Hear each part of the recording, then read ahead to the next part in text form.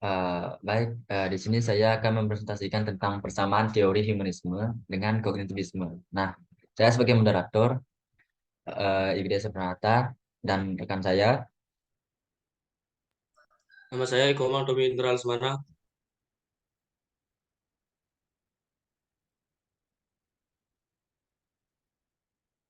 Nah, jadi materi selanjutnya akan dijelaskan oleh rekan saya.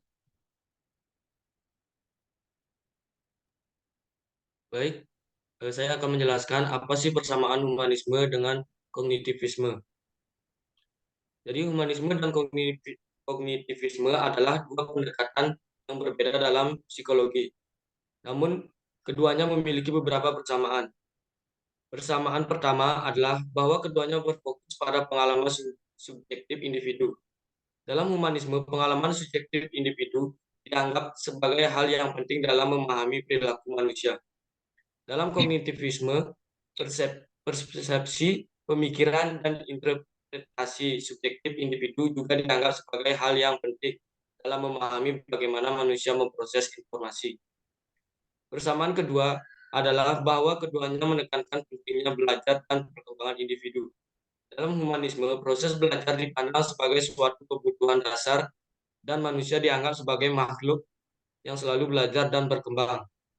Dalam kognitivisme, belajar dianggap sebagai proses yang terus-menerus dan perkembangan intelektual individu dipandang sebagai hal yang penting. Persamaan ketiga adalah bahwa keduanya menekankan pentingnya aspek psikologis yang lebih tinggi, seperti pemikiran, pengalaman, dan persepsi. Dalam humanisme, aspek psikologis yang lebih tinggi dianggap sebagai hal yang penting dalam memahami perilaku manusia. Sementara dalam kognitivisme, proses kognitif individu dianggap sebagai hal yang penting dalam memproses informasi dan memahami dunia. Meskipun memiliki beberapa persamaan, humanisme dan kognitivisme juga memiliki perbedaan mendasar dalam pendekatan dan teori psikologis yang digunakan. Humanisme lebih menekankan pada aspek positif dalam manusia, seperti potensi dan kemampuan untuk tumbuh dan berkembang. Sedangkan kognitivisme lebih berfokus pada proses mental yang terlibat dalam pemrosesan informasi. Baik, untuk selanjutnya akan dilanjutkan oleh rekan saya. Nah, jadi di sini saya memiliki video tentang humanisme.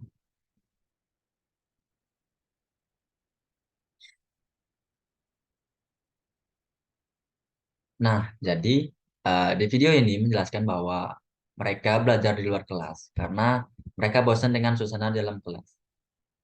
Dan juga dosen mengajak mahasiswanya untuk belajar di halaman kampus dan juga melihat ada persamaan kognitifnya dengan humanisme yang dimana keduanya berfokus kepada pengalaman baru saat belajar di luar kelas yang subjektif individu.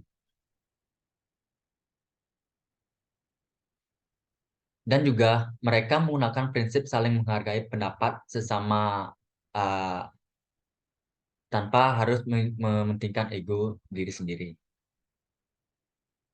Nah, jadi pengalaman yang subjektif dianggap sebagai hal yang sangat penting dalam memahami perilaku manusia. Nah, dalam konsep kognitivisme, persepsi, pemikiran, dan interpretasi subjektif individu yang dianggap sebagai hal yang sangat penting dalam memahami bagaimana manusia itu memproses informasi.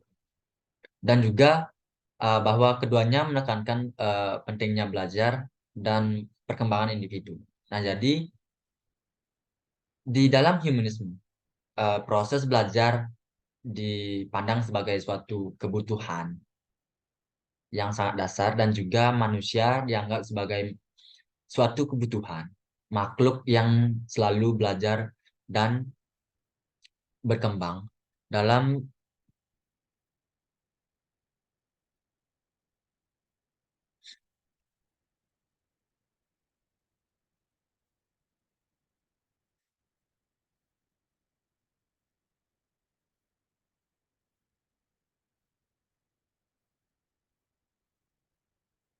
Nah, dalam kognitivisme, belajar dianggap sebagai proses yang terus-menerus. dan perkembangan intelektual yang hal yang sangat penting.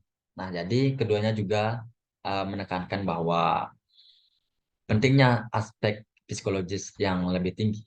Itu karena seperti pemikiran pengalaman dan persepsi dalam humanisme. Nah, jadi aspek psikologis yang lebih tinggi dianggap sebagai hal yang sangat penting dalam memahami perilaku manusia. Sementara dalam kognitivisme, proses kognitif individu dianggap sebagai hal yang sangat penting dalam memproses informasi dan memahami dunia. Meskipun keduanya memiliki beberapa persamaan. Nah, jadi humanisme dan kognitivisme juga memiliki perbedaan dasar dalam pendekatan dan teori psikologis yang digunakan.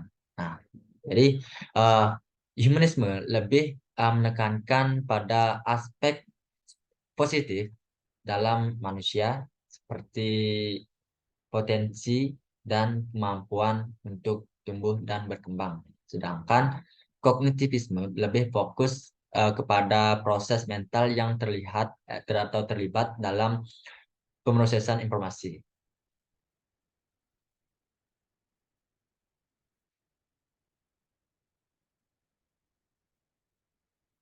Nah, jadi saya memiliki kesimpulan dalam persamaan kognitivisme dengan humanisme. Nah, jadi dalam kesimpulannya, humanisme dan kognitivisme memiliki beberapa persamaan dalam pendekatan psikologis mereka. Keduanya menekankan pentingnya pengalaman subjektif individu, belajar, dan perkembangan individu serta aspek psikologis yang lebih tinggi seperti pemikiran dan persepsi. Nah, jadi itu uh, presentasi dari kelompok kami. Sekian dan terima kasih. Kalau ada kata yang salah, mohon dimaafkan. Terima kasih.